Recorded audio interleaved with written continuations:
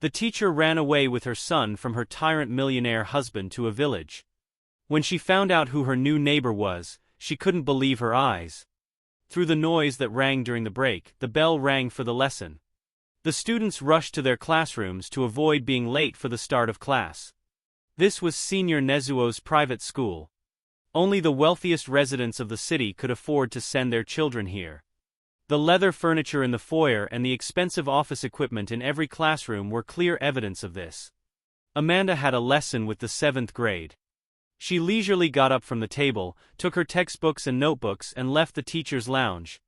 Gonzalez is probably not prepared for the lesson today, and Silva will again try to read the text in his broken French, she thought as she headed to the classroom. Amanda Gennaro was a French-language teacher. She looked about 30 years old.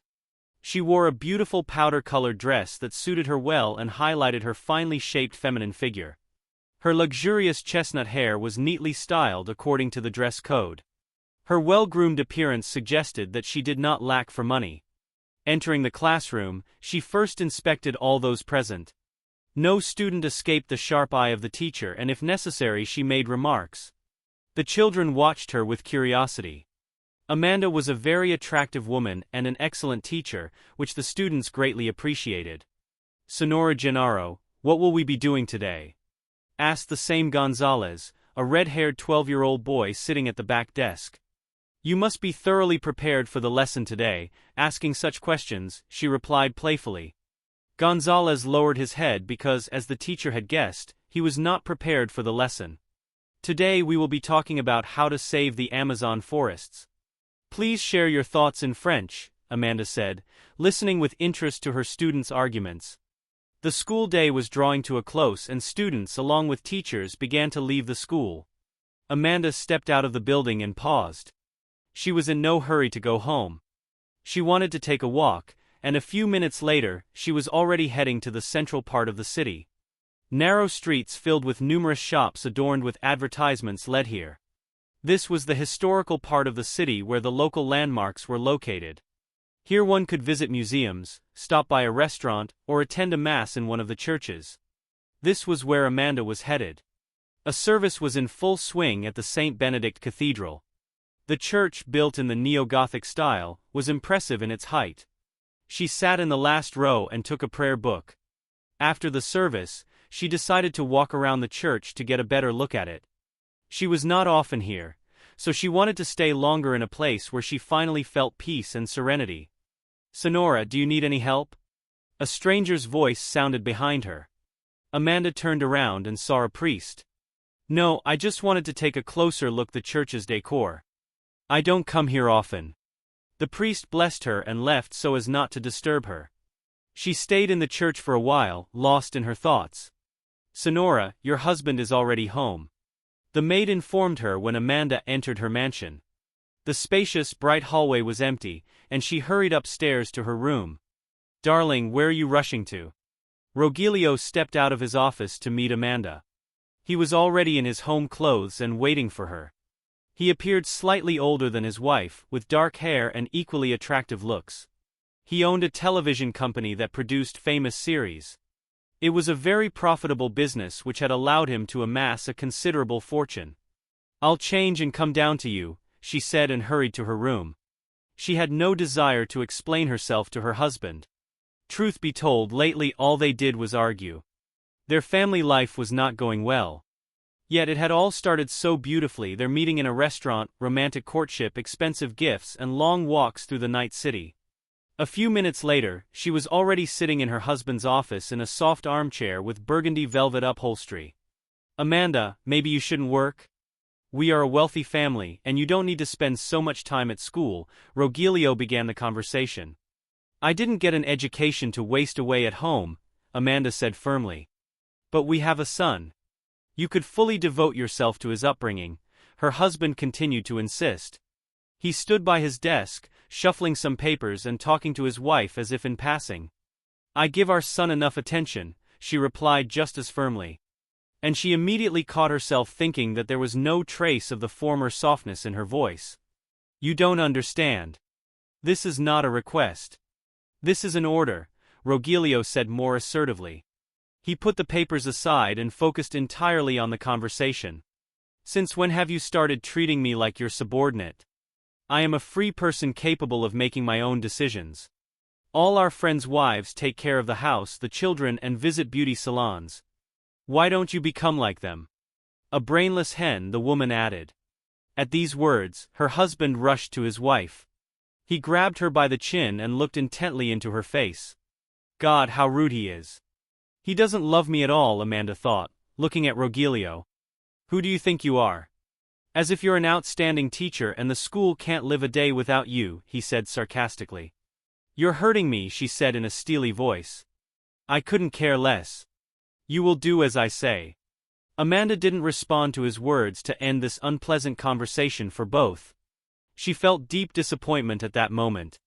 So many years had been spent building strong family relationships, but now they seemed to be dissolving, disappearing into nothingness. She removed his hand and left the office. "I have decided," Rogelio Gennaro echoed behind her. The five-star Hotel Buena Vita was situated on the shore of the blue ocean. Each room had its own unique decor with antiques and paintings. The king-sized beds, pristine bathrooms, and breathtaking views made these rooms even more appealing. Rogelio lay on the white bed in a terry robe. He had just come out of the bathroom and was in a relaxed state. A few minutes later, a dark-skinned brunette emerged from the same place. She was completely naked. "You are my Aphrodite," the man said with longing and beckoned her with his finger. The woman didn't make him wait long and in an instant was lying next to him on the luxurious bed. "I forget about everything with you," Rogelio said, looking into her eyes. "But you continue to live with your wife," the naked beauty said resentfully. "But I only think of you, Lucia. My joy, you bring me so much pleasure." Rogelio gently ran his hand over her beautiful body. The brunette softened a bit after these words. "And what about your wife, Amanda? Isn't she able to satisfy your desires?" "Let's leave my wife out of this," Rogelio tried to end the conversation. "Or maybe she's pleasing someone else since you spend time with me." "I told you to stop talking about this," Rogelio shouted. Lucia, realizing she had crossed the line, began to soothe her lover with caresses. Rogelio spent the whole day with her. Meanwhile, Amanda was engrossed in her French lessons and spent the entire day at school. After her lessons, she found herself back in the same cathedral where she had attended Mass the day before. There was no service today, so she just sat in the last row and reflected. She had been married to a wealthy man for 7 years, and they had a lovely 5-year-old son. Initially everything was fine, a loving husband, a wanted child. Amanda did a lot to build their family happiness. She always supported her husband, loved him sincerely, and did everything to please him. But somehow everything was starting to fall apart now. She didn't know how to save it. Tears quietly rolled down her cheeks, and her gaze was utterly empty. People often come to church when they fear losing something or are searching for answers to worldly questions. A priest sat down next to her. "You are right, Father. I can't find answers to the questions I keep asking myself. That's why I am here." "What troubles you?" "I feel like my marriage is falling apart, like the ground is slipping from under my feet. But I still love my husband and adore my little Jorge. Maybe I've done something wrong before God. Maybe I committed actions for which the Lord is punishing me now. We all make mistakes and sins, my daughter. But the most important thing is to recognize them and strive for correction. God is ready to forgive us all if we sincerely repent. May God bless you and help you find peace and serenity in your heart. Always remember you are not alone. God is always with you." "Thank you, Father." The woman sincerely thanked the priest. She finally heard words that gave her confidence that everything could still be fixed. The next morning, as Amanda was having breakfast in the dining room, her husband entered. "Dear, you look wonderful today." Rogelio was in a good mood and decided to compliment her. She looked at him questioningly. "What's with you, Rogelio? Are you all right?" Amanda was an attractive woman, but her husband rarely said nice things to her lately. "What's bothering you?" Rogelio began to get angry. He was not dressed, which greatly surprised Amanda.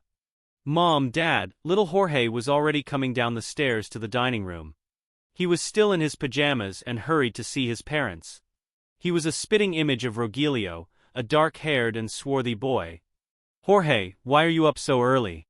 Amanda asked him. "I wanted to see you before you left."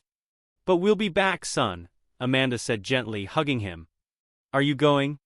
Amanda turned to her husband. "No. Later.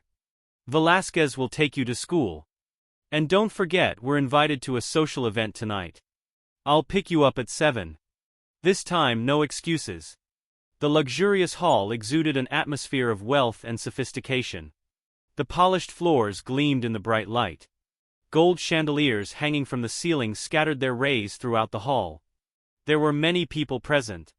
Some were arriving, while others were already pleasantly chatting with acquaintances. Trays with exquisite appetizers were on the tables. Waiters in white jackets with lapels weaved between guests, offering a selection of fine wines. Rogelio and Amanda entered the hall. He was in a black tailcoat and she was in a long silk dress. "Glad to see you." The host, one of the local millionaires, Jose Ferrero, courteously bowed to the guests. "What a delightful atmosphere you have here, Mr. Ferrero." "Everything is top-notch," Rogelio said flatteringly. "Please join the guests." The host politely directed them to the center of the hall as he needed to greet another couple. Unexpectedly they ran into Lucia, the very same woman Rogelio had met at the hotel a couple of days ago. She was Amanda's friend. A rather close one. They had met in school and had been together ever since. Amanda was serious and proper in every way, while Lucia was frivolous and fickle. But their different temperaments and characters never hindered their friendship. On the contrary, Amanda reigned in her friend's uncontrollable temperament, while Lucia had helped her take life's troubles more lightly. "Lucia, I didn't expect to see you here," Amanda said in surprise. "I didn't expect it either." "You usually avoid such events," Lucia replied, equally surprised. "Yes, Rogelio was insistent today," Amanda tried to justify herself. She didn't like social events and preferred the cozy atmosphere of home. Rogelio felt a sense of awkwardness and tried to lead his wife to the other end of the hall. The evening seemed very dull to Amanda. She sat on a small couch, watching others fake smiles and giving sincere compliments. Finally, she got bored and decided to ask Rogelio to take her home. But where was he? Amanda walked around the hall but couldn't find him. So she decided to step out onto the balcony to get some fresh air. Imagine her surprise when she saw her husband there, but not alone. He was in Lucia's arms. They were kissing passionately, oblivious to anyone around them. "Rogelio?" "Lucia," she said in astonishment. At that moment, Rogelio jumped away from Lucia as if scalded. "Darling, you misunderstood," he tried to explain. "Don't apologize to her, Rogelio. Do you think she's a saint?" "No, my dear, you're mistaken," Lucia said with dignity. "Shut up," Rogelio interrupted her. "You understood correctly, Amanda. Rogelio and I are lovers," Lucia continued relentlessly. She realized this was her chance to finally secure her friend's wealthy husband. Amanda approached Rogelio and slapped him. He responded with a slap of his own. Taken by surprise, she fell. "Don't you dare, do you hear me? Don't you dare raise your hand at me," Rogelio hissed, leaning over her. Amanda quickly got up from the floor and looked at the pair with contempt. Rogelio took Lucia by the arm, and they returned to the hall. Amanda hadn't expected such a blow from fate. Her husband and childhood friend, lovers. How could this be? She was in complete turmoil and a grudge was brewing inside her. Amanda was returning home in a taxi. Numb from everything she had seen, she had run out of the mansion and caught the first car she saw. Sitting in the back seat, she rode in silence, lost in her thoughts. Amanda had never expected such a blow from the two closest people in her life.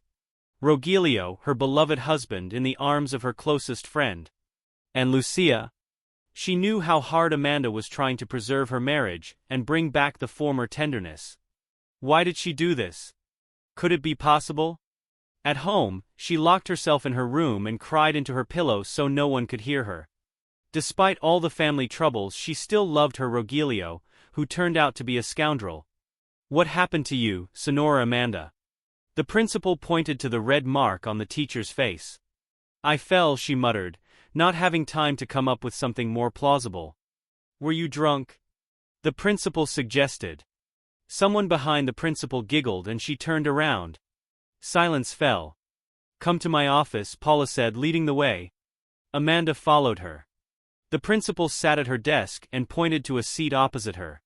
She looked at Amanda, so young, beautiful and neat in every way. Paula felt sorry for her. She suddenly softened and felt ashamed of her words. Amanda, what happened to you? She began the conversation in a gentler tone. Family matters. It happens, the young woman replied calmly. And does it happen often? Not often. The principal began to scrutinize her eyes, searching for any answer. But Amanda's green eyes were empty, as if someone had forcibly ripped the life out of them. And the woman realized it was serious. That day Amanda returned home late in the evening. Where have you been? Rogelio met her in the hall. Doesn't matter, she replied, starting to climb the stairs. Rogelio stopped her and dragged her to his office. Did you forget our conversation? You're quitting your job and focusing on the family, Rogelio shouted. Are you mocking me? After everything I saw? Amanda responded calmly. This only infuriated him more. Did you forget who you are? A pathetic teacher living off her rich husband. I don't need anything from you. I can support myself. You won't last a day without me. I'm telling you again, you quit your job and stay home. Not a chance, Amanda said and headed for the door. Rogelio grabbed her from behind and threw her to the floor. He kicked her furiously. Amanda tried to shield her face with her hands, but it was in vain. The kicks pierced her body with sharp pain. Amanda didn't utter a sound. Finally, when Rogelio finished, she managed to get up. Blood trickled from her nose. She covered it with her hand and whispered, "Why?" Rogelio stood next to her, his eyes filled with rage. Amanda slowly left the office. Rogelio stayed behind. All this time, little Jorge slept peacefully in his room, unaware of what was happening between his parents. It was already late evening. Amanda didn't go upstairs, but left the house as she was and ran with all her might. She ran for a long time, not looking back despite the pain. She only stopped when the residential area was out of sight. Why? She screamed at the top of her lungs.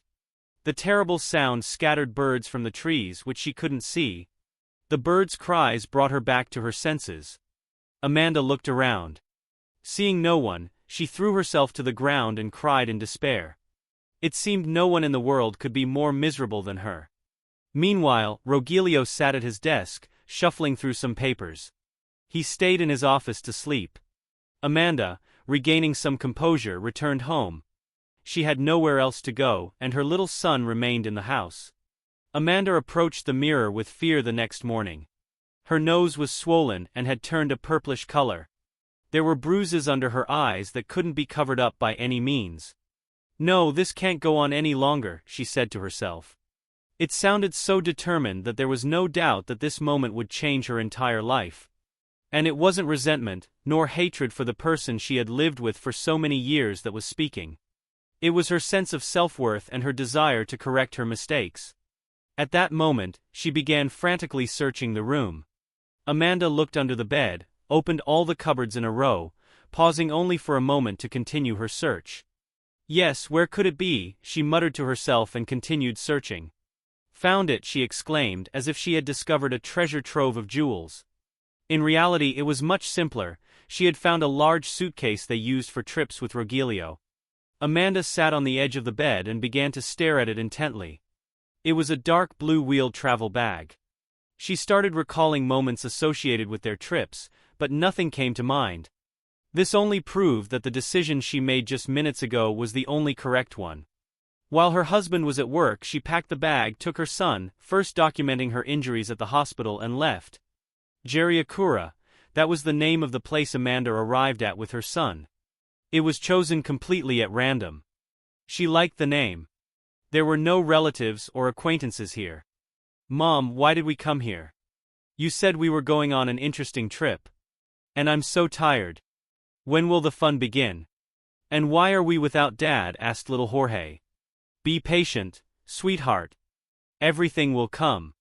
Dad has a lot of work, so he couldn't come with us, Amanda replied, gently ruffling his hair. Amanda and Jorge got off the bus. After 6 hours of travel, everything was stiff and they wanted to stretch a bit. Senora, would you like a ride somewhere?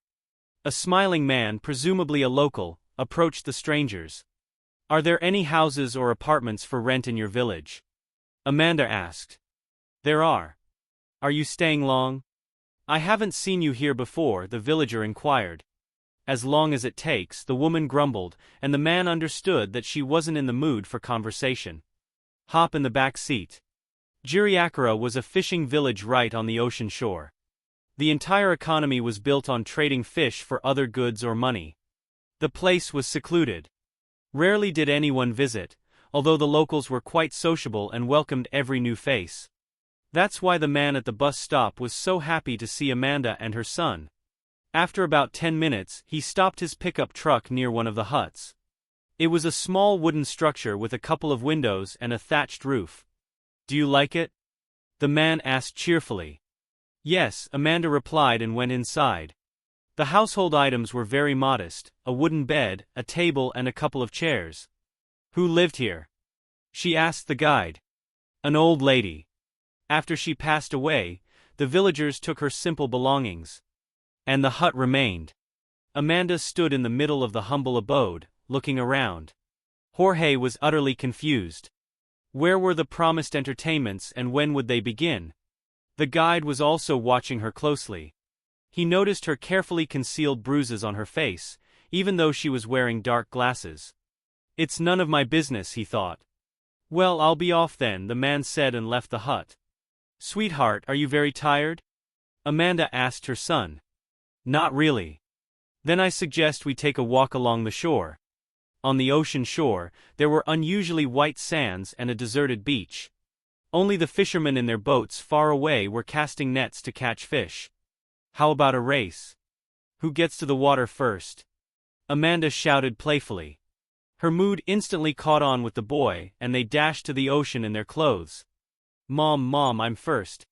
Jorge shouted gleefully as he beat Amanda to the water. The woman watched him frolic and splash in the emerald ocean, and suddenly she felt so light. She unexpectedly felt free.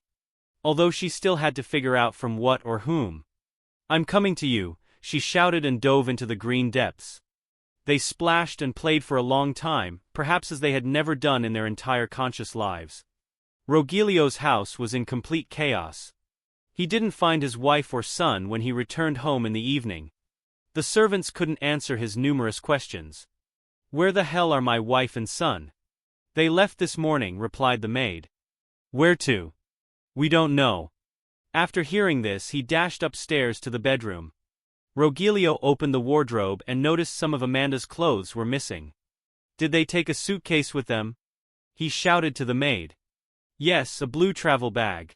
He then rushed to his son's room. Almost nothing had changed there either, except for the wardrobe's contents. They've run away, Rogelio hissed.